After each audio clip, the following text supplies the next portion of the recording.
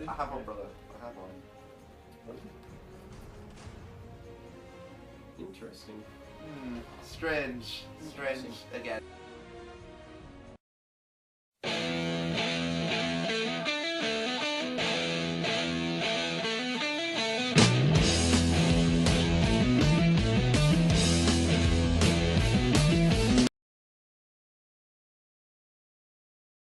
Hey, dudes and dudettes, what is going on? Jonny Middleton, I'm joined once again by my awesome hard rocking amigo, Travis Ward. Welcome to episode 11 of our classic song of the Crypt album reviewing series on YouTube. And today, brother, would you say we're sort of returning to sort of like more hard rock conventional style that become associated by our peeps out there who watch our videos. Indeed. Which we really appreciate because you're absolute legends out there and we love you. Yeah, Michael Jackson was a bit different. Not that he's not guitar based at times, it was just a bit different. It's a classic album. It's because like with MJ do, it's sort of like a last minute decision once it's sort of like include the album in the list. Yeah. Because we've been like switching around, I feel like we've sort of like separating our borders and our boundaries to sort of... And what makes a classic, basically.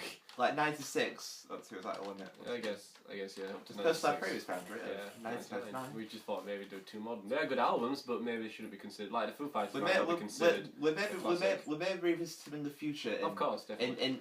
In some aspects, I suppose. I mean, today we're doing a band that maybe not a lot of people haven't heard of, just because... Especially worldwide.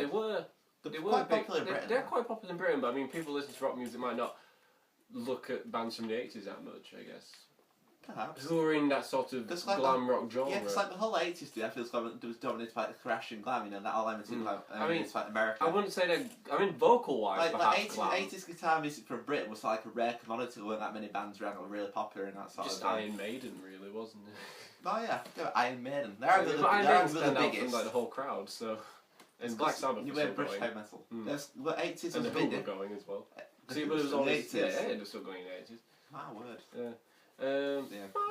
Pete Townsend and all that good stuff. But yeah, so today we're going to be doing Love by The Cult, and their second album. If y'all remember, I actually did a couple of track reviews from this band on a previous video, but that was on this album by myself, namely Rain and She Sells Sanctuary. And yeah, I said in that review, I was always hoping I'd like be able to like sort of cover that album for y'all in some sort of aspects in the future. And here we are. And I'm really happy to cover it today with my awesome hard rock amigo. And this is very musically knowledgeable. The he's a ledge. sophomore album to their previous album Dreamtime, which had the song Spirit Walker. Which apparently you said it was very commercially successful. It was very commercially successful for a first single. I mean, this album probably has some of the most commercially notable songs. Arguably like the Cult's most well-known songs from this album. She Sells Sanctuary, one of the most guitar-oriented songs of the 80s, which is very popular. Yeah, I'd sort of say like, you know, She Sells Sanctuary, the song like a lot of people made up on most from the Cult. Yeah, and also Rain, perhaps, at times. Perhaps. I mean, that's a Grand Theft Auto 5. Probably one of my favourites. Driving through the countryside with Trevor whilst Rain's playing on Grand Theft Auto 5, just awesome. Wow. What can I say? It's probably one of my favourite Cult songs. Have you shared that experience, dude? No, I haven't played that much of GTA 5. I own it, but I haven't played that much of it. Okay, I played the hell out of it when it was first released. Yeah. But, I think when it first came out. So one of my favourite songs is probably Firewoman. From Firewoman, it's not on. Love the Movement Machine. So this album is like a it's like with this album in comparison to like the Cult Silver album. It's like there are more well-known songs on this album, like endless albums, plus like it's just one song like the other two. This is like a band finding themselves because like they're moving on from the first album. This album gets more hard rock, but then it's not as hard rock as Electric, the third album. Yeah, because like with their first album, Dreamtime, it's more based like accelerated like post-punk sensibilities. But I feel their gothic side really embraced that, especially the track Brother You get a bit of everything. Which I'll get to for y'all. You get a bit of goth, you get a bit of melodic ballad stuff, you get a bit of hard rock riff sort of music. It's all tied together with Billy Different sort of like guitar tone, which we're... It's very dynamic, and it's very favourable. Very Hendrix, because like basically with like this album, like, everyone like... There's a lot of Zeppelin-esque sort of stuff on this album. If we go back to the band's roots, dude, like Ian Astor is in a band called the Southern Death Cult, which is... a band that two of the band called Clears of Hate, and that's where he met Billy Duffy. All this gothic like titling. There's a band called Ritual, which the bass player and the drummer came from James Stewart. Yeah, the members. Yeah, we got Ian Asbury. I pronounced it decently. This is cool. Ian Asbury on vocals and Billy Duffy on guitars, who are notable because they're the members who have stayed in the band throughout. And also the band's songwriters do. The band finished in 1995, wasn't it? And then they came back. 95. I'm not too sure about the latest run. And on this album we have Jamie Stewart on bass keys, backing vocals. He's on the first four albums, the most iconic albums I think from Cult's Yes, it was career. strange because this album, even though it's like regarded as like the Cult's most iconic album, it's actually produced by a sort of independent producer, Steve Brown. It was basically works yesterday, works Manic Street Preachers on Generation Terrorists. Good album. And Elton John, also Wham, you say? Wham, apparently, yeah, before working with Jitterbug. Yeah, and we also have Mark Brzezinski. What's it actually? Brzezinski. It's I'm not Polish. Polish and English. Brzezinski. Connections going on.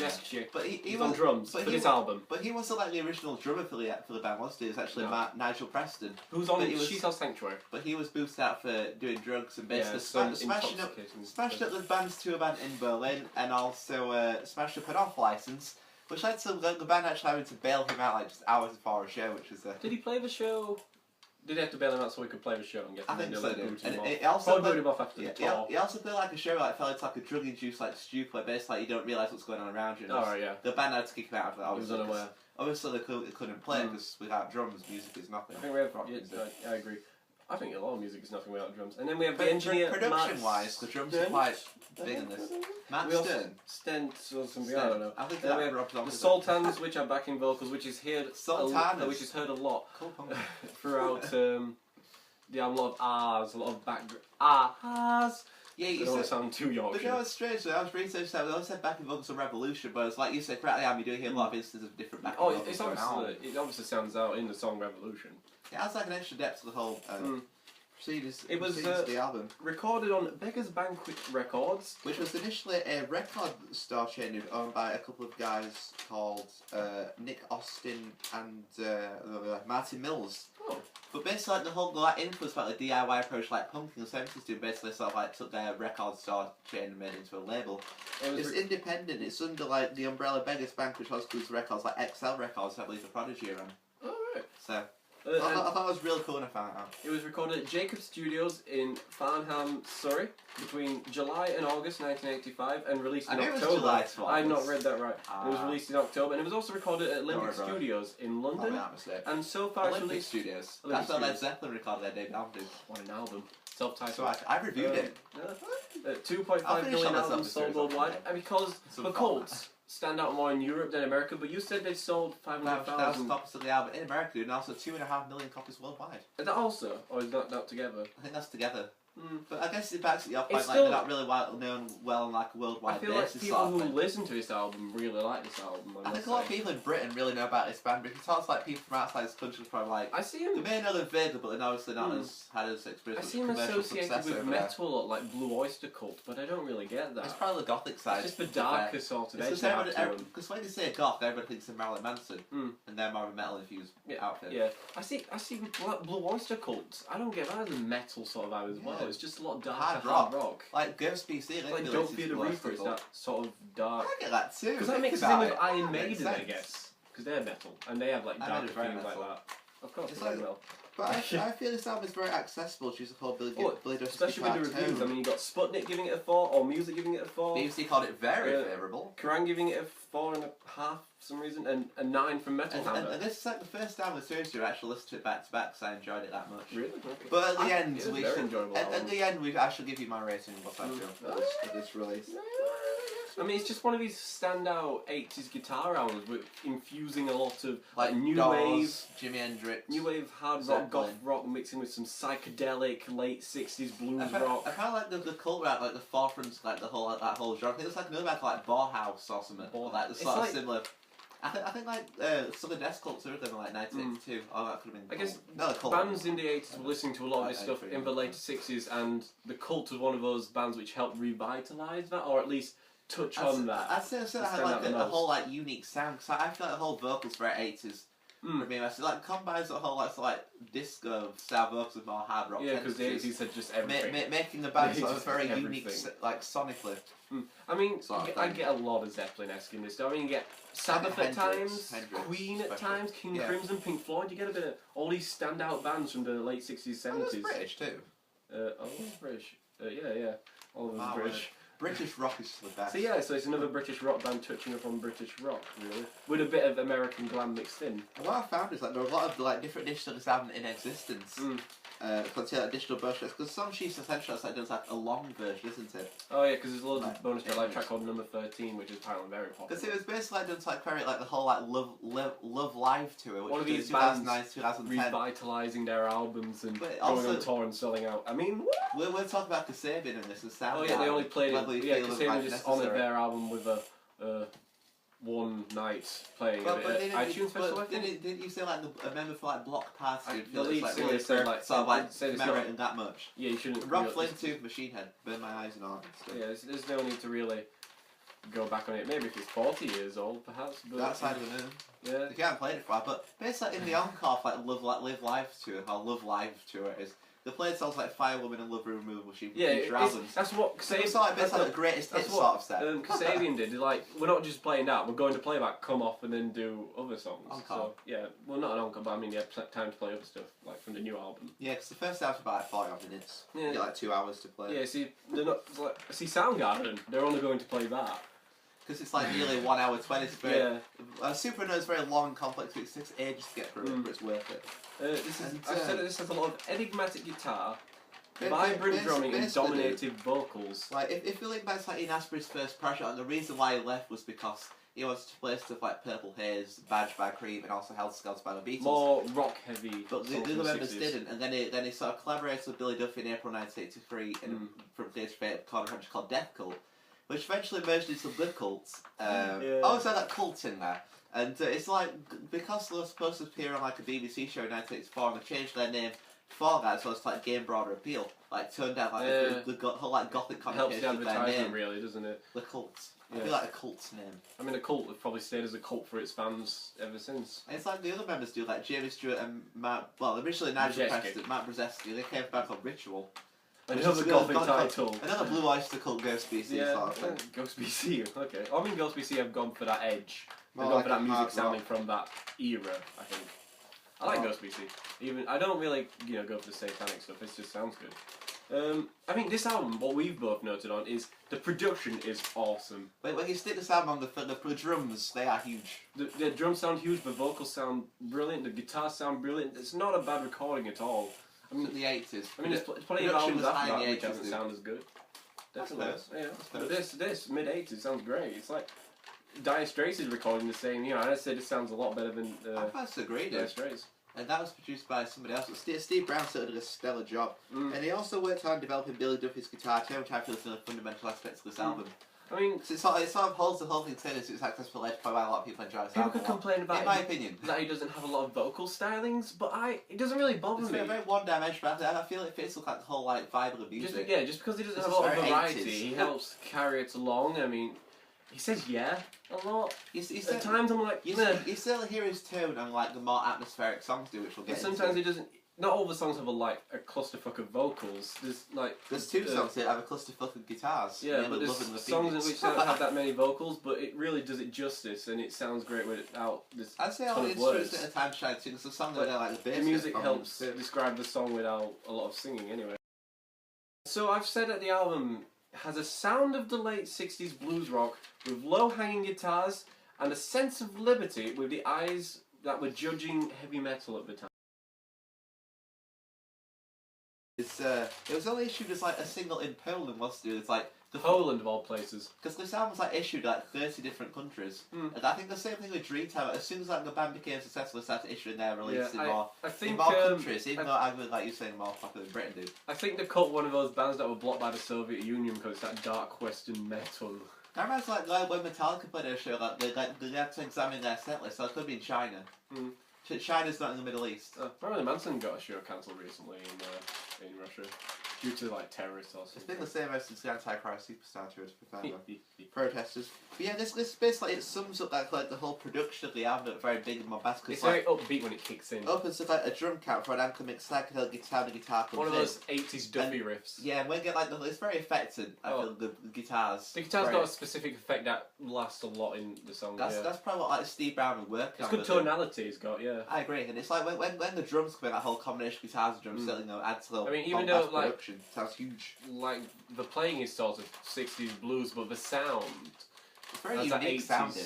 Yeah, I guess it sounds it's like Adam Jones too, like working specifically to say like a specific tone. Oh yeah, you can find all like how he sets it all up and stuff. He has a specific setup that he wants to use. It's very sort of complicated. So if you've been playing guitar for a long time, you can probably sort of elaborate. I've only been playing for a year and a bit, so I used to play at 4. And it's like Ian Astbury's vocals do like Lego talk initially, like they're very low in the mix in comparison to like the guitars and the drums before like the first verse comes in quite nicely. And you know like the whole palm muted guitars which shown a few other songs, like they really do like give prominence to like Astbury's vocals and like you can really hear his like 80s tone. Yeah.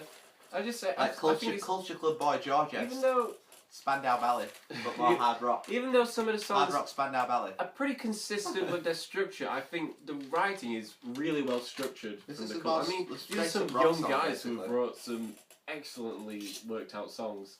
They certainly really utilised their talents well in the sound following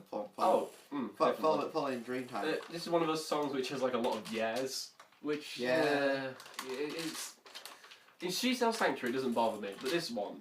I guess it depends like when it really becomes more of a novelty. Yeah, I mean there's also I've got a couple of references. I mean like there's a little break between two choruses, like after the second chorus it's like it sounds like a Foo Fighters sort of how Foo Fighters would have style of break. And I feel like the solo it's fairly structured, like you're saying the song's fairly structured, but that's very Hendrix. I'm saying it's got a normal structure, but then the way that it like goes chorus, a little bit of a break and then back into chorus straight away for another break, I'm just like, is that necessary? But because the other break sounds awesome. I feel like the whole song really does flow together well. It's still very sort of like anthemic opening. And then like after the last chorus, it goes into another guitar-orientated part, which has got like two guitars on top with some Pink Floyd sort of style riffs. Guitar parts in there too. Yeah, I got some like Pink Floyd Walls sort of chord style riffs. I'd say the production on the Love Is Certainly a lot bigger than what it is on The Wall. Of course, I mean it's like 6 years later.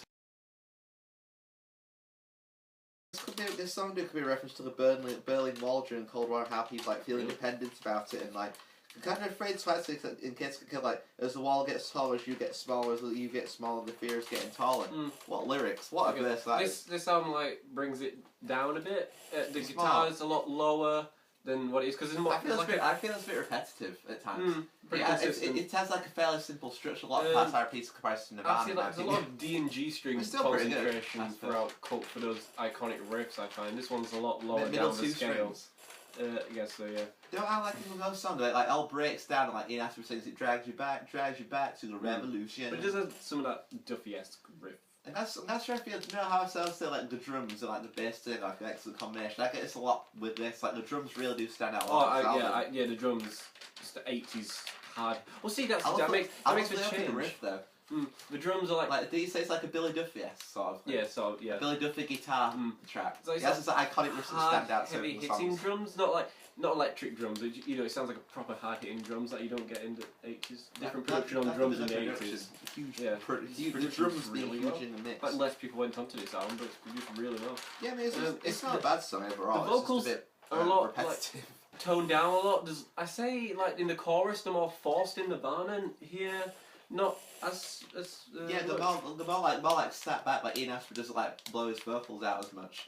Although not to the extent of Robert Plant House at the Hull is, but that's another story. This is more of a drum orientated track because I mean you've got your Duffy riffs, but the guitar is less orientated. It's a lot softer with a Zeppelin-esque. Yeah, I feel like the whole guitar does still sound very psychedelic, dude. It's just like you say, it's more toned down and it's not as what's the word?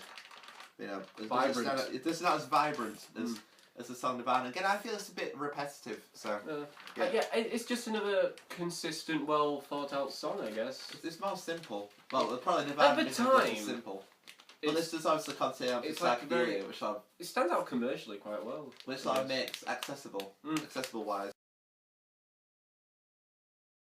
There's no for Duffy's guitar being in the same psychedelic vein as Hendrix and Cream, which regarded as full-on acid rock gem on the album. It fits in with I feel it's very improvised, dude. Especially at the end. That's very improvised. We'll get into this. This one's not one of my favourites on the track, I must say. It's got another sort of like Billy Duffyism. Like, obviously very iconic Billy Duffyism. I'd say it's definitely one of those Zeppelin 60s blues rock influence songs. Especially like the Hendrix and the Cream influence. And the vocals are brought back up like the Nirvana track. I think there's multiple guitars in here too. Probably, yeah. So it's like I said the guitars flow over each other quite nicely. Yeah, quite more. So it's what studio engineering can do. Because like you say, studio engineers become a big thing in the mid-80s, the introduction like CDs and better production quality. And I like revolution. And I like surround sound. Technology versus scene. But I said it's another consistent song, but not that's not at the end. No, but throughout the first half. The thing is, the album flows well from Nirvana. It's like the end bit of love because then they get like 3 separate guitar solos. Billy Duffy basically but I say it emphasises him as one of the best 80s guitarists. I feel this whole like adds like an improvisational quality to it. It's something like Hendrix may do. It's very much down like his solos are actually structured really high. It's like a feel thing. You know, you got to play guitar with feel. You know, you don't just with heart. Yeah, it's not just that cold sterile tab. He uses a lot of that wah pedal on the end of this. And it's like I say that he lavishly flourishes the fretboard is what I've described it as. Bogarts in it, dude. Look, I feel I didn't enjoy. I mean, I love a guitar solo, and I love several guitar solos. You know, with me being a big Metallica fan, I was. But again, Billy Duffy's one of his guitarists. Apart from this song, he doesn't really go OTT with guitar solos. Except on this song, that's why I didn't feel I enjoyed Love so much. That I feel like OTT on the guitar solo. Like, you know how you say like wah? It's very Kirk Hammett like. He uses a lot of wah. Especially Load and Reload. Should have tried playing a Metallica song out well. It's just I also got a Paul McCartney little vibe. Guitar. Please elaborate, John. How can I wire on this?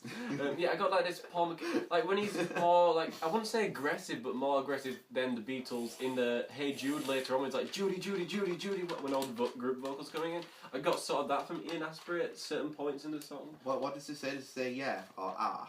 Judy, Judy, Judy. I don't know. He says loads of random stuff. I think I know which way you mean, but yeah, it's like this is a great good song. Throw Your Curtains Wide is coming in. But it's just you're like, about Cold Tar Hey Jude. Cold Dude. But I'm just thinking, like, the song looks pretty good. It's just when I get like to the 3 guitar solos, I feel it totally does OTT on that.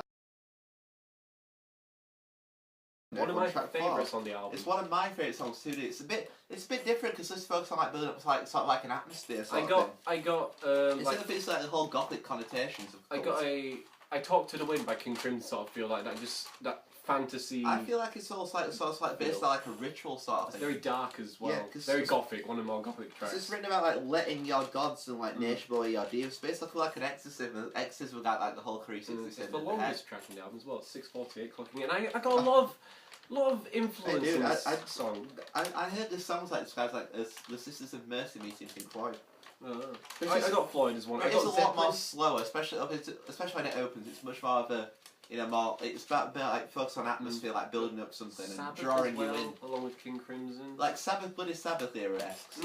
Deeper vocals as well, lowered guitar, bass stands out more in this one. So maybe Ian Astbury isn't totally one dimensional like but then he'll like do that same style in both. On Sanctuary as well. Yeah, he'll do that same style in like songs which are in the same sort of styling as well though. It's got a pretty consistent beat for I mean it's fairly simple. After the chorus, the drums kick in, and the drums, obviously, there's no drums, I don't think, at first, or that might be another one. But they're kept a lot lower. But when the drums kick in, you know, they're more noticeable, but the beat remains pretty consistent, and the guitars don't change that much. But when the guitars do, the beat still remains. I feel like the whole songs do. It's like based on this whole like ritual sort of thing. Cause it like crescendos like thunder. Oh, that's what the crescendos in with the drums. And it certainly has a bit of diversity because that sort of like atmospheric style not really been explored despite the first 3 songs. After the second chorus, that the guitars take over from the vocals, which become the more dominated instrument. But I didn't actually used to like this song. I felt it was kind of hard to get through, but I like that mystical fantasy vibe it has around there. I love that darkness. That's why the whole gothic rock element's like a cult. So it makes me like Black Angel at the end of the album. The second single was released from Love in, where was it? September 1985. Charged at number 17 on the UK singles charts. It's actually known as Sad Rain due during its recording. Originally, yes. And it was inspired by a hoppy rain dance, because Ian Astbury is like a big fan of like American... Red Indians, Native Americans. Apparently when like, for this era, like Astbury like started dressing more flamboyant, like in... Like the 80s. Yeah, and like somebody once said he like dressed like a Red Indian. I guess people are saying that he's leaving Gothic. Yeah, people didn't like it because it wasn't Gothic. Yeah, it's like they'll leave their whole like post-punk sensibilities behind and embrace like more 60s psychedelic sort of So Rain's one of those more notable has a Duffyism, dude. I was just going to say that, I was going to move on to that. It's got a Duffy guitar, noble, Nirvana I first heard this song on GTA 5, because I only recently obtained the album with. Okay, yeah. I like the full song's good, not like Plush. But yeah. So it builds back up from Brother Wolf's Sister Moon. It's that upbeat it's more drums and guitar. It's not as long, it's much more accessible song. It's one of those notable choruses as well. But then again, is it the shortest song that's found in Rain? Because I know Nirvana's like 5 minutes. Could be. Like that's like 4 minutes on. You can certainly see why it was released as single. It's just one of those popular anthemic sort of. It's very poppy. It repeats itself well. Commercially successful, definitely. I really enjoy that, despite the fact that it's fairly accessible and simple. Yeah, I just said that this song has a lot of guitar and vocal focus because they're the primary writers. I don't think this has a solo, does it? And the solo, well, it does have a guitar focused part. It's one of those which aren't over the top, so it's nice. It feels like the whole flow of the song, I think, much like the vein of, I don't know, Since You've Been Gone by Rainbow solo, I suppose. Yeah. Like I said, like, I feel like the whole power music guitar parts in this song feels strange, like reviewing the song again, like, but that's my favourite part of this song, dude. Like, linking back to Nirvana, like the whole power music guitars and verse that give Asper's vocals time to shine. I don't really know Tonic that much. I just take notes that a bit really stood out to me the most because I've always enjoyed power music guitars and vocals. Okay. I don't know where that can come from. And it's another psychedelic rock show, much in the same vein as Love, but do you know how I was saying how like Billy Duff sort of bogarts the guitar and Love? He starts this one it sort of carries on throughout. So much flange. It's unbelievable. Because the multi-layered guitar parts in the song are so evident. It's like you get the main riff, you get like the underlying solo parts. Aerosmith guitar vibe in this one for some reason. Very 1970s. Well, yeah, just when Aerosmith had more notable. There's not many vocals in the side off because there's very. Oh my god, that with vocals in the beat, I got that Immigrant song vibe. Yeah, Led Zeppelin. Like when it not when it's doing it when it kicks into the singing.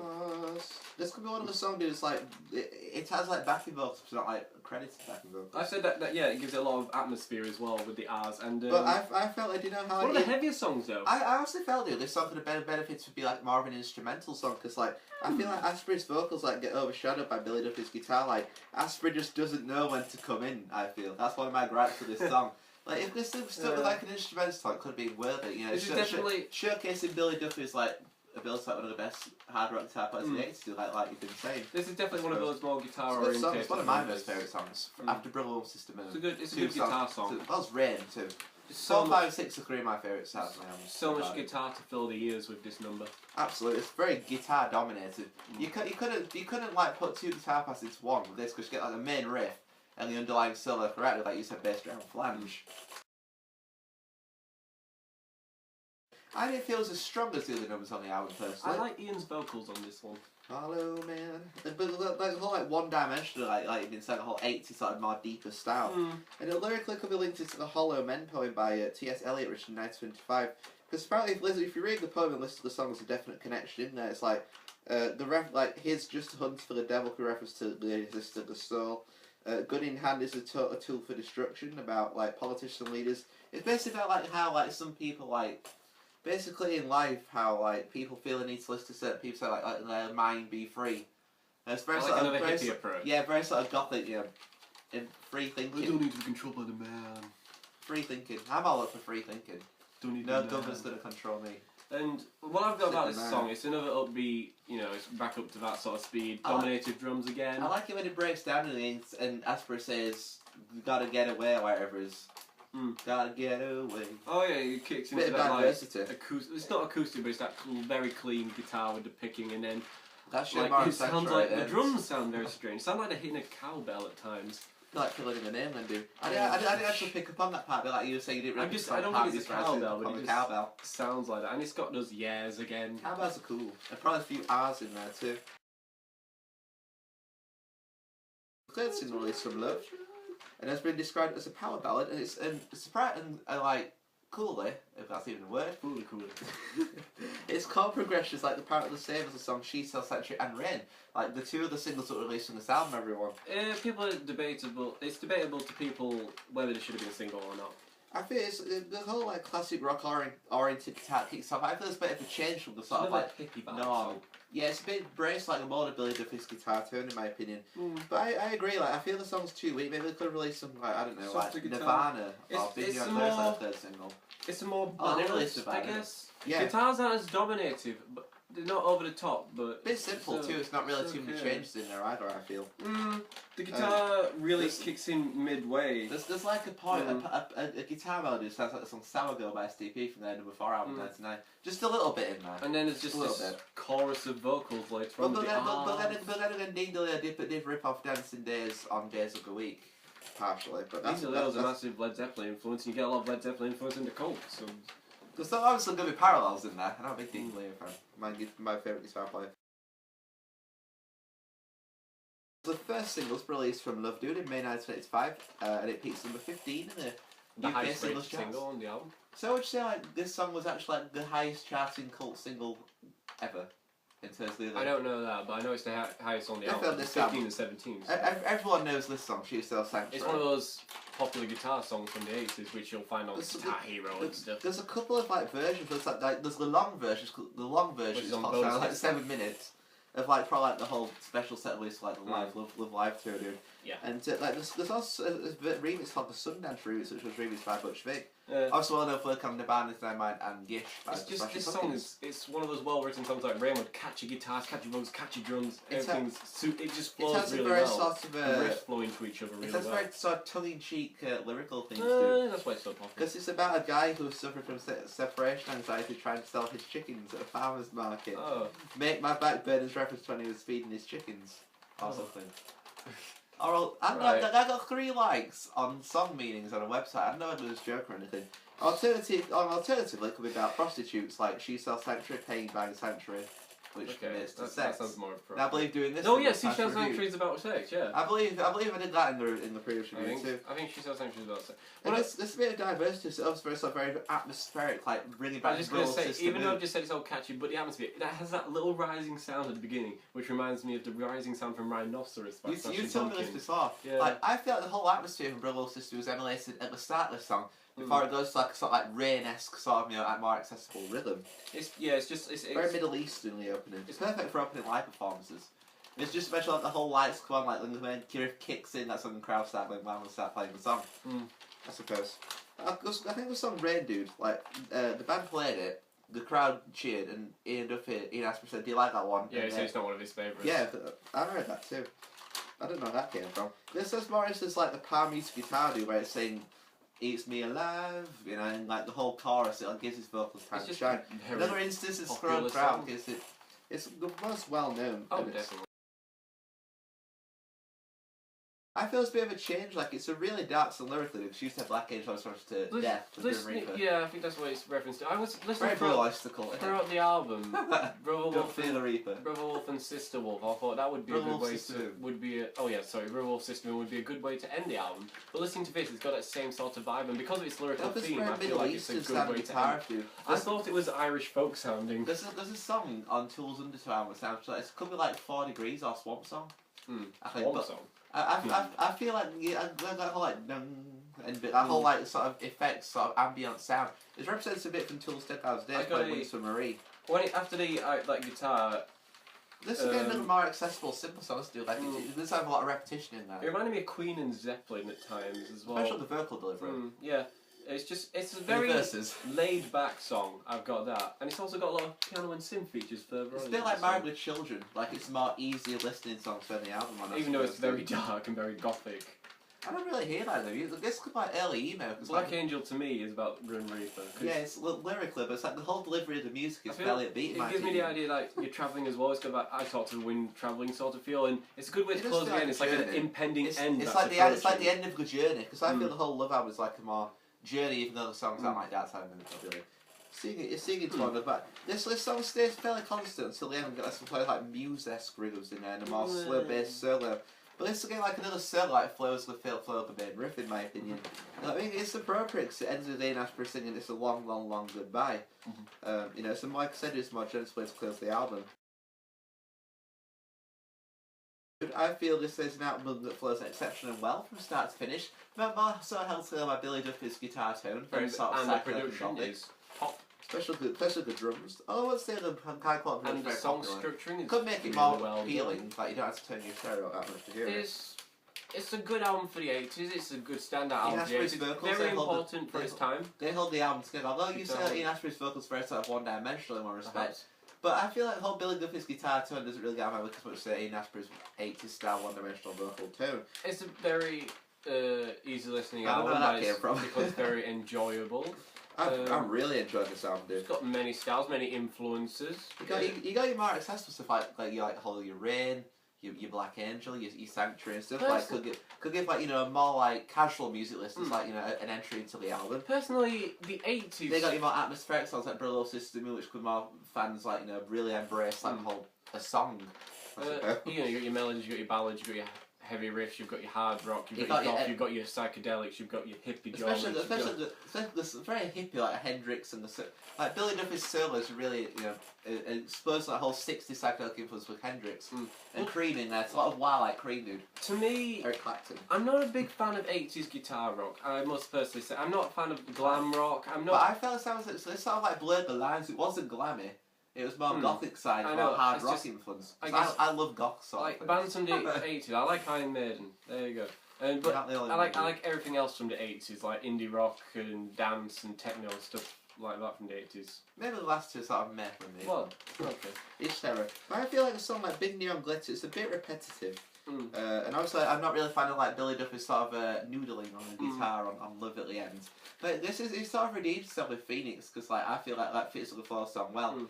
Probably because he doesn't like not as emphasis is placed on it as much, because obviously the name of Speaking of albums released in Britain in the 80s, so I mean we did Brothers in Arms and that's got to be right up at the top. But this should be at least in the top 10. Probably just with good production quality like this in there. Yeah. So I'd give this an 8.5. I give it an 8. When was the last time, dude, like, I gave the album a lower rating than you? When was the last time I gave an album that not a 7.5 or lower? It's because I'm trying to be more, like, realistic with my ratings. It just stood out and I found it quite enjoyable. I felt like 9 for a couple of bits. I mean, obviously there are songs which don't stand out as much to me, like Love, but it's a good album. I like Love, I still like the whole 3 solos, I think it's a bit OTT. Good album.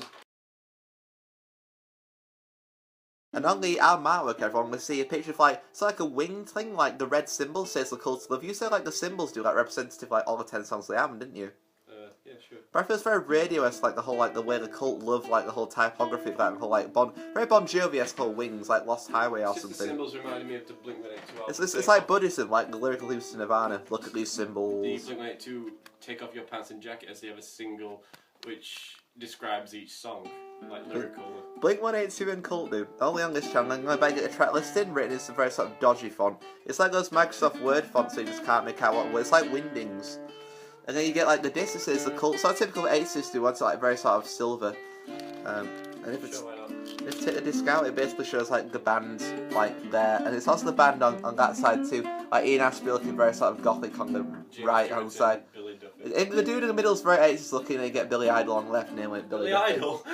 Billy Duffy with whole blonde, spiky, mohawky hair and all that good. I mean, all that good shizzle, fizzle, dizzle, fizzle, dizzle. I'm gonna get, in the artwork, see, like, I don't know, like, Sanctuary, like, single issue dates, basically. And I realised I opened that from the back, so I'm an absolute podge. And basically, like, this is just like the story of the album, it's just like a retrospective issue. Basically, it chronologises like the whole like story of the album. We also get some single covers in there, like you'll see in a moment. You'll see the Sanctuary single cover, which is last we alluded to in reviews the longest, most well-known song on the album. Yeah, just more stories of the album. It's some like sort of creamish fruit sort of thing, like the best of cream. The Rain single cover and some more cool things on that page too. Basically, like the whole this whole stadium, because the band played at Milton Keynes Dons on their return home, because they're really excited to do this the album. Revolution EP single cover, and basically that's a bit I showed before. And that is the artwork, everyone. And here we go once again, do's and dudettes. The moment where I pick out the hat, which we will be reviewing for week 12 next week of our Classic Film Critics and Review series. What's going to be? I know, it's kind of hard to tell. Another 80s album. I'll do my like you, I'll just cover your eyes as opposed to your entire face. I'll keep, I'll not flesh my limbs out as much this time if you get my drift on that one. Your wings. Okay. Spread my angel wings. I have an album. What's it, brother? Let's have a look. Now that's interesting. Now that's different. Well, wow, we could sort of alluded to this artist in the review. So, yeah. Oh, yeah, who did we mention? I mean, we mentioned about 6, 7, 8, 9 artists. There could be any one of those, but you have to wait until next week, dudes and dudettes, find which one it is. So, until next time, thank you very much for watching. I've been Jonny Middleton. And I've been Travis Ward. Stay safe, stay strong, and we shall see y'all next week for week 12. Take care, love, forever, peace.